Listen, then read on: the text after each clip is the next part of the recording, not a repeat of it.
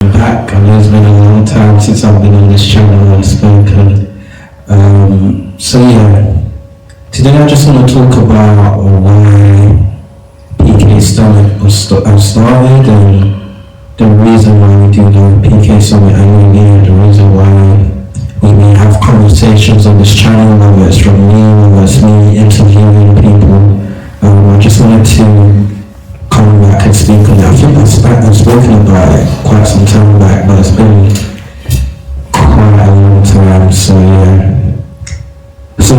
I started PK Summit 2022, and the reason why I started it is because I went through a situation which made me think about, I wonder if other PKs go through these things. And I had a feeling that we all do, we all have different stories that we all need help with, because I felt like at that time I needed some guidance, I needed some support, and I felt like it was a type of support that I needed from someone similar to me. Although there's that many young Christians that are strong in faith, I needed a different angle. I needed an angle from a PK, because I felt like at that point no one could relate to what I was going through. So I believe the reason why I started the PK Summit was from a build-up of many things, and these build-up caused how can I describe it? Like an emotional type of breakdown, or you can call it like an emotional burnout. So the first situation I went through, I was back and forth from uni, so I was attending a church in uni, in Coventry, but from time to time I would come back to London, because London is where I live. My home church is here, but the majority of the time I was serving in Coventry, due to the fact I was in Coventry majority of the time. So when I came back from London, our church was, the London church was having a youth conference, yeah. It was, I believe, meeting Jesus at the crossroads, and leading up to it, there was, I believe, an idea deployed by myself for, if you know me, gospel karaoke, and as I spoke to the leaders in the group chat, it was like they were all for it, and then the conference has come, we're going to advertise our very first gospel karaoke, so how do you describe it? Ignore, the very first gospel karaoke, we were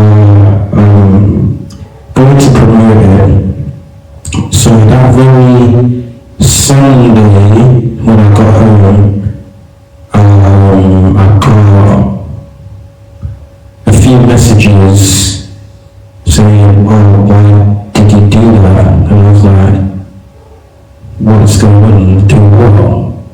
And they were on about promoting the gospel karaoke event. So from my side, I was very confused, because I was like, I've communicated this event several times in the group chat, and it seemed like years before, so what is this change of attitude? So I was very confused, so I got a lot of heat for it. When I got that heat, I can't lie, I was very heartbroken. It affected me for years, and I can't lie, it still affects me today, kind of, because I feel like I don't have the relationship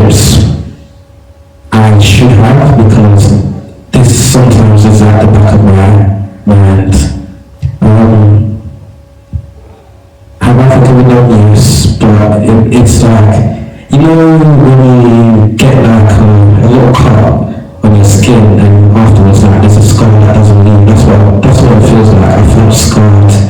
So that was one of the reasons why, like one of the things that built up to PK Summit. So I just felt the best way to describe it like is an outsider.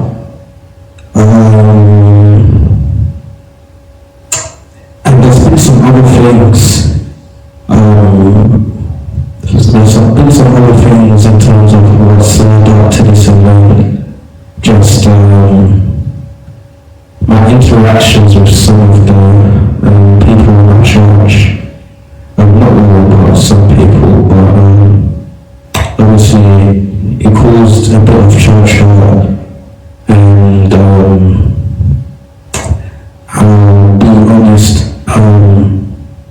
I feel like the relationships I have with my Christian friends, I didn't have that same type of relationship with the young people in my church.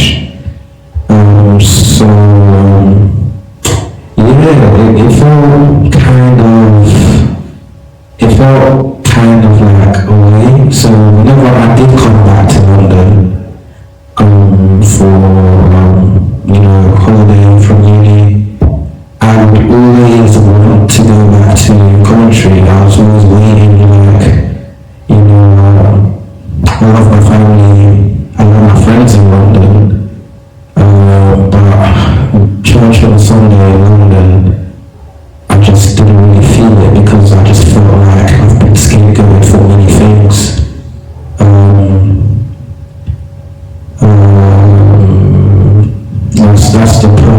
That's the real reason.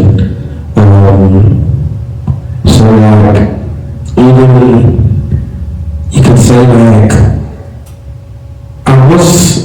you could say I was on fire for God then. Not like the way I am now today. Like I feel like I'm even more on fire for God, but I feel like how can I describe it? I was one way, and the people in my church weren't that way. So I feel like they didn't really understand me. So to them, they felt like I was being a bit too much, and we just couldn't really, I feel like, understand each other. And because of that, that's another reason why I feel like an outsider. People would say maybe my communication skills, but I feel like in terms of communicating in group chats or WhatsApp, tone can be perceived a lot differently. So with that, I believe, not many people really understood the type of guy I was, because I feel like if people were to meet me and know me, they'll know that I'm very chill, very calm, very relaxed. So yeah, it is what it is. Just in terms of the church, I just felt like, in terms of the young people, like an outsider, and I just felt like I couldn't get on with them the way I could get on with my Christian friends and whatnot. But there was this one day that caused the PK Summit to start all together. There was this particular auntie in my church that I felt like she just used to pick on me all the time. I don't know why. She just, I don't know, she just perceived me to be like this rude guy, this troublesome guy and whatnot, but I don't know if that was the case, but I just didn't believe it. I just knew that she didn't like me for her own personal reasons. She just didn't like me. She was always picking on me, and the day I just got fed up with it is when I was like, you know what?